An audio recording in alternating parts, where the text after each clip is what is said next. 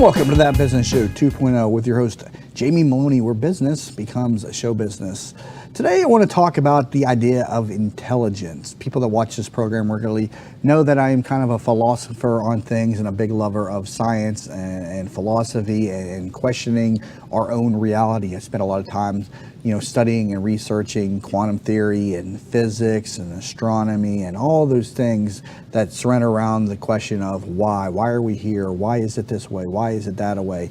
And you find so many anomalies and so many things that just don't make sense, and so many things that will even make you question reality at its core when you begin to delve into the world of quantum theory. And so all of these things are a love of mine. It's my personal passion. And if I could really have any job, a question a lot of people, ask, what is it that you really enjoy doing?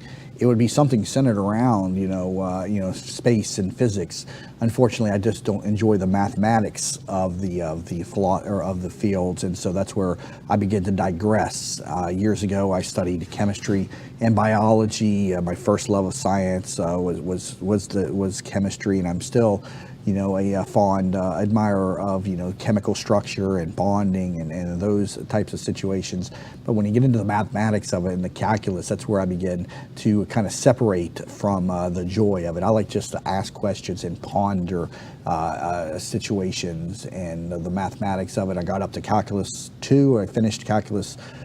Actually, I didn't finish Calculus 2. That was the semester that I had dropped out and became a college dropout for many years before going back to school and getting a degree in finance. But coming up through school, I was actually a very good math student, got through calculus in high school, started it again in college, but I just really started to lose interest in calculus. And so for anybody that really understands physics, you have to have a grasp of calculus, differential equations, all of that stuff to really understand and to be able to contribute to the field. I like to just contribute by asking questions. I love to watch videos on the topic and ask questions and then search my question out. And oftentimes there's a speaker, whether it's Michio Kaku or Neil deGrasse Tyson, who are great physicists and also philosophers who ask questions, who really and help ponder their own the reality of their field and give back to the community. And you see them on program after program. You see them on YouTube constantly. They are constantly speaking and writing books.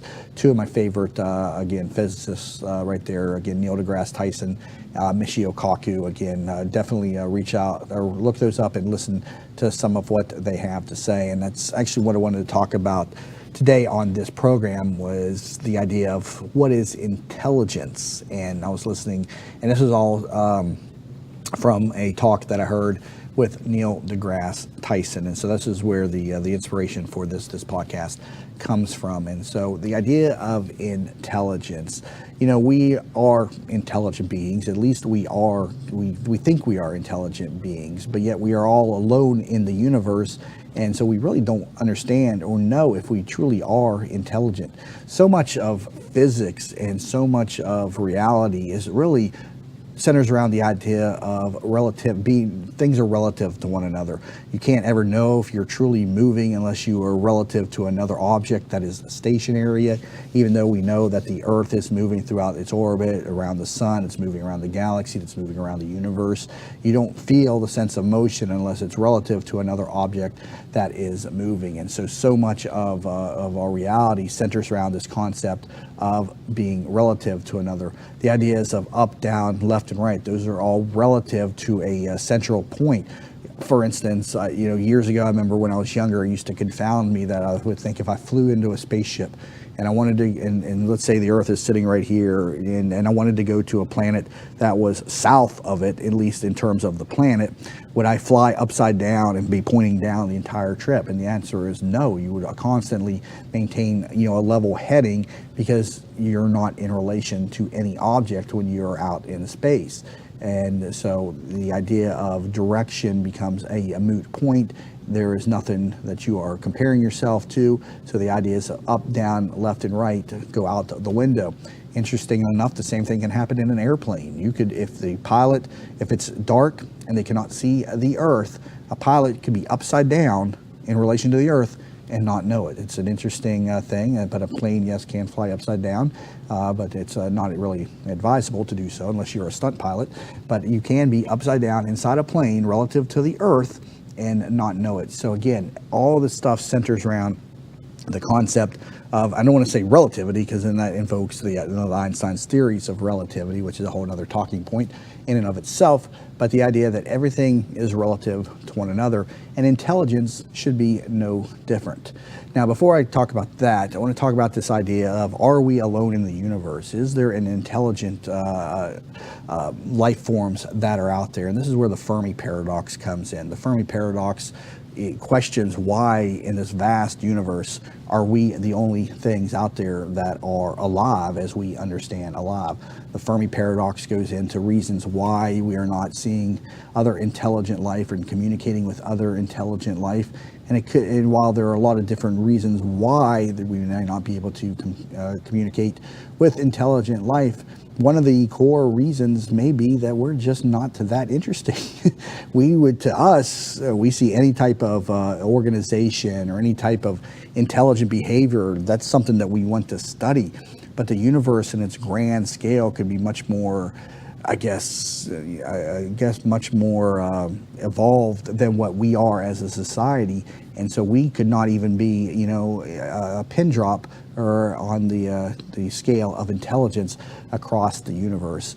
We search for intelligence by looking for other organic-based life forms, and we assume that all other life forms should have eyes, ears, the same senses as us, and communicate in some manner that is similar to us, whether it's through audio or visual or your telepathy, which is not something that we obviously use, but is theorized to exist out there in the community. But why is it that we are not finding these aliens out there? Are they out there?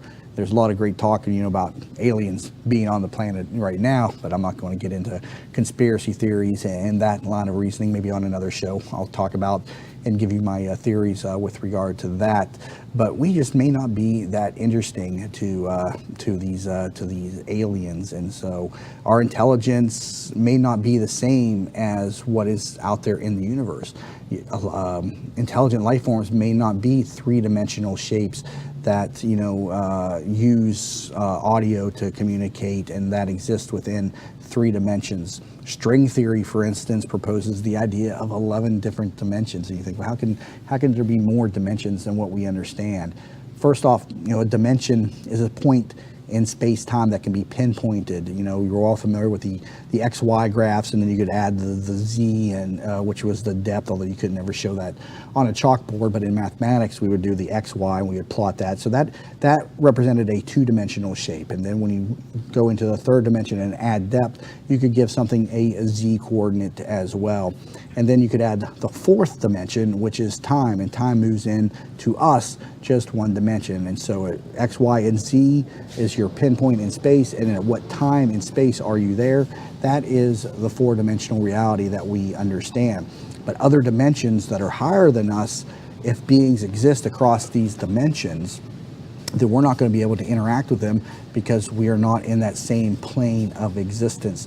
And this is where the idea of parallel universes come in. And in the past 30 years or so, the idea of string theory has given rise to this 11-dimensional universe. And not only is a dimension something that can be pinpointed in space-time, but it's something in which you have a path to get to. So if I wanted to go from here to LA, there's a straight line path that I could get to, or through the roads and winding and curves, I could get to it.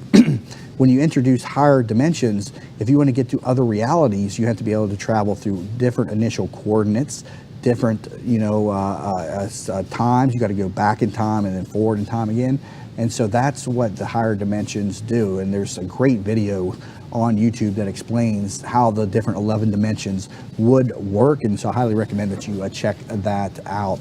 But these beings may exist across dimensions that we are not capable of interacting with. And these dimensions may be so small that we can't distinguish them between our own 3-dimensional space. It's like looking at a rope a mile or 100 feet away, and it looks one-dimensional, and you can see like an ant crawling along the rope, And to us, that looks just one-dimensional, that it just has a line that it goes back and forth. But when you zoom in on that rope, you can see that it has a second and a third dimension. And so that ant in that rope is not just a one-dimensional line, but a three-dimensional object. That's the idea of dimensions, and that they are so small that our perception of them is so distorted and we cannot distinguish them from our three dimensions. And so it's my belief, and many beliefs of other scientists, that intelligent life exists across multiple dimensions in a way that we don't understand. They've ascended to higher levels of energy, to vibration, and cannot interact with us. And for people that are perplexed for the idea, I often tell them to think of what they think of as God. God is the pinnacle of intelligence and existence, and it's the highest form of reality that exists across all 11 dimensions, if there truly is 11 dimensions. That is the pinnacle of it. God is not a three-dimensional guy who's sitting at home and having dinner at night, the way we understand it. God is the collaboration and connection of all intelligent life centered at the center of reality. And so that is what becomes of our reality when you ascend to the highest level. That is what God is. It's the all-knowing, all-creating, omnipotent being that creates all other life forms underneath of it. And so when I come back from the break, I want to go into this idea of what is intelligence, inspired by Neil deGrasse Tyson's talk that I was listening to this past week, in which he compares us to a chimpanzee, in which we have 98% similar DNA, but yet there's a vast difference in intelligence between us and the chimpanzee, yet we have 98% similarity between our DNA. So I'll talk about that when we come back from the break. So you're listening to That Business Show 2.0 with your host, Jamie Maloney, where business becomes show business.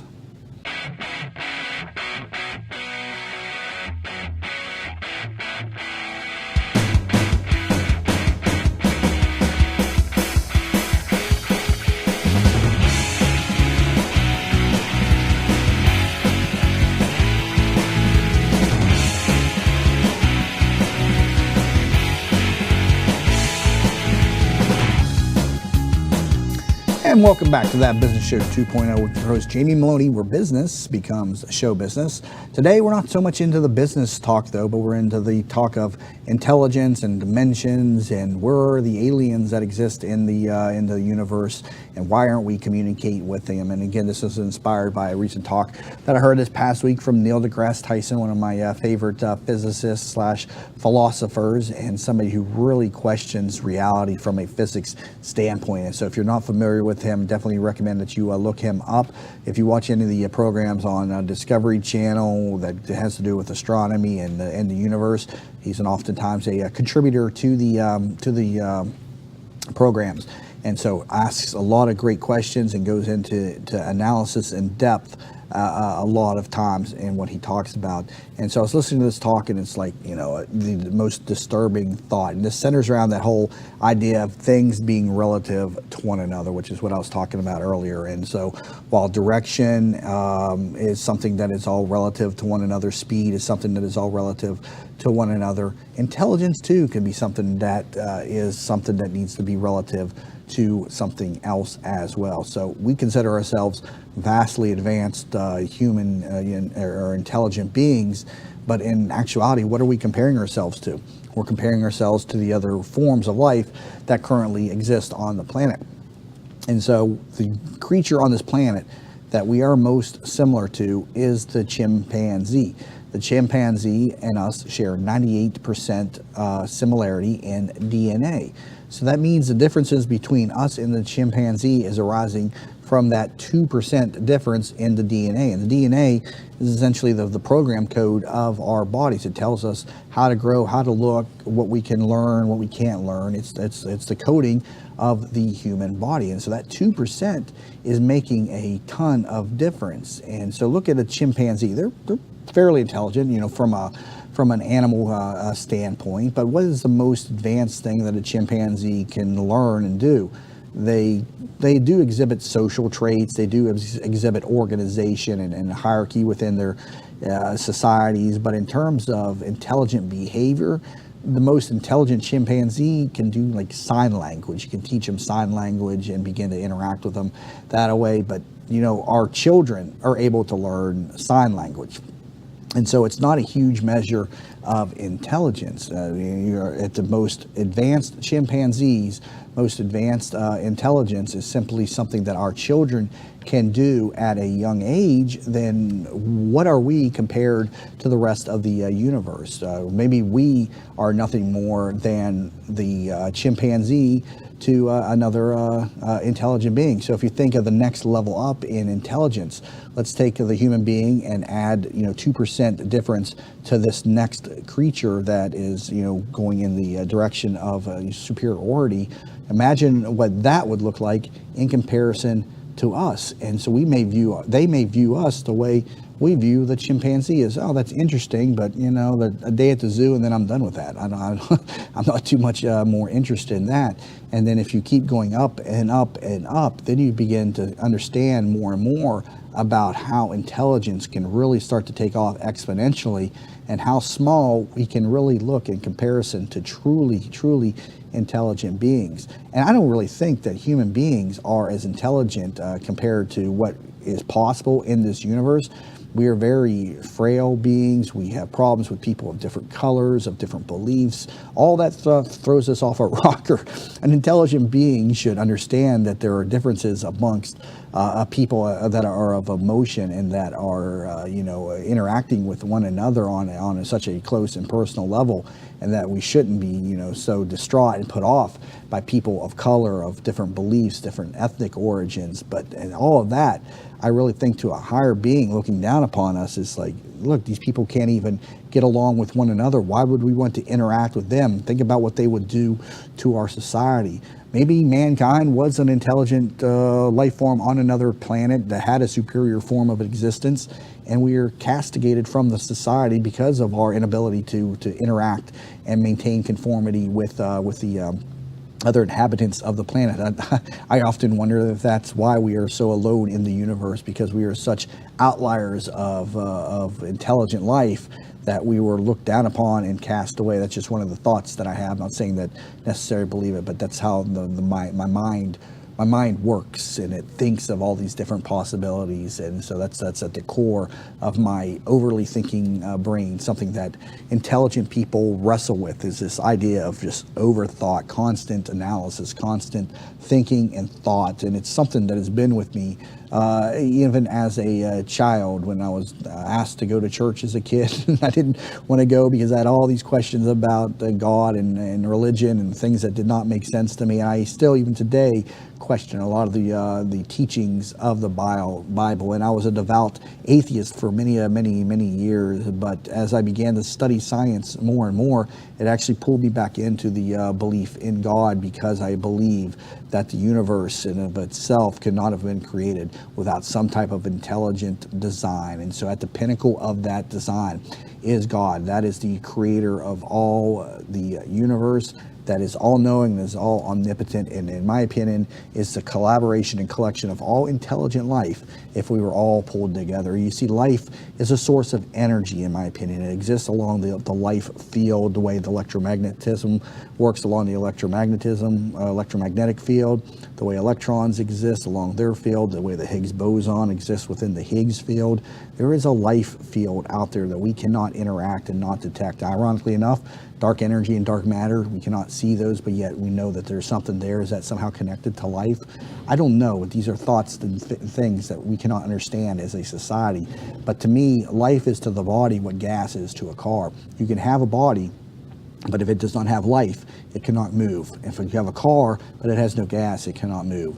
And so at conception, the moment that a person is conceived, somehow through forces that we do not understand, that life is that the fertilization taps in to the life field. And I believe that people are alive from the moment of conception, and then they begin to develop through normal biological processes, which is what scientists recognize as what life truly is: a collection of biological processes that gives rise to consciousness, which is a whole nother level of understanding of itself. Are we conscious? Are we self-aware? Are we even alive and in reality? How do we know? Because we have nothing really to distinguish it from. Those are all interesting points, and really gives rise to what it truly means to be a conscious, intelligent being. I was watching a program, actually I've watched it several times, the Mothman Prophecies, in which the bridge in Point Pleasant, West Virginia, collapsed in the 60s, and the character in the movie was somehow drawn to Point Pleasant, and it happened somehow he lost track of time and ended up in Point Pleasant. And then all the residents, or not all, but several of the residents reported seeing the Mothman. And if you study the Mothman and you look back throughout history, the Mothman was a creature that would appear whenever a devastating event was about to occur in the community. And so through some type of time lapse, he was transported to Point Pleasant. He didn't know why. Strange things began to occur. He's introduced to an individual who that behaves differently 1 minute from the next, and is influenced by this Mothman creature. And so he begins to study him, and he seeks out a person who then tells him of the history of the Mothman, and how when people begin to see the Mothman, that a destructive event is about to occur. And he said, and he gets into a discussion of intelligence and why aren't they communicating with us? And it comes down to one simple idea. It's that they do not see us as intelligent beings. It's sort of like, and as he says in the movie, he says, you are much more advanced than a cockroach. But have you ever tried explaining yourself to a cockroach? Of course, none of us have ever tried explaining ourselves to a cockroach. We wouldn't even think of it. And so what is it to say that we are the pinnacle of intelligent life in the universe? There must be that relationship where something is higher than us and that we are viewed from a cockroach. Another great analogy that's drawn out of that discussion is the idea of you can see more depending on where you're at. So if there was an accident a mile down the road from where I am sitting right now, I wouldn't be able to see that. But if I was up on top of a 30-story building, I could simply look down and see the accident. It's not that the person up on top of the 30-story building is any more intelligent or any more skilled than I. They can just see because they have a better perception of reality from where they are sitting in relation to where I am sitting. And so all that has to do with the dimensions in time and space-time, and something that I contemplate and love to theorize and discuss on the program from time to time. So if you're a lover of philosophy and science, quantum theory, you have some ideas and have some questions, I'm happy to give you feedback and learn from you as well. If some of the ideas don't make sense, or you'd like to elaborate on any of the ideas, I'd love to hear your thoughts and your ideas too on the YouTube channel. You can put them in the comments, or you can send them to me directly, jamie@tampabayradio.com. So again, this show typically interviews business owners and professionals, but I also do many solo shows about my own profession and my own ideas and thoughts and ideas, and something I enjoy doing so much. Again, talking about what is, our reality, what is intelligence, which is the focus of today's program. Are we truly intelligent beings? We may not be, because look at what a chimpanzee is in comparison to us. Just a 2% difference makes all that difference in intelligence. So imagine another creature whose DNA from us differentiates itself by just 2%, and then on and up and up and up. We begin to look like a cockroach in comparison to what they are. And so intelligence is relative. Everything in life is relative to something else. And so that is the point of today's discussion. So please give me your feedback, jamie@tampabayradio.com, or leave a remark in the notes on our YouTube channel. And tune in to new episodes each weekday morning at 9 a.m. on thatbusinessnetwork.com. And if you're a business owner or a professional and like to come onto the program, or just a philosopher who'd like to share a story or an idea, we're definitely open to that as well. Again, this is a multifaceted show that explores a variety of different professional topics, but also scientific ones as well whenever I get the chance to without a guest on the program. So tune in each weekday morning, 9 a.m. Eastern Standard Time to thatbusinessnetwork.com, and find us on iTunes and on YouTube, and leave a review and leave a comment. Helps the show grow, get the message out to more and more people. So you're listening to That Business Show 2.0 with your host, Jamie Maloney, where business becomes show business.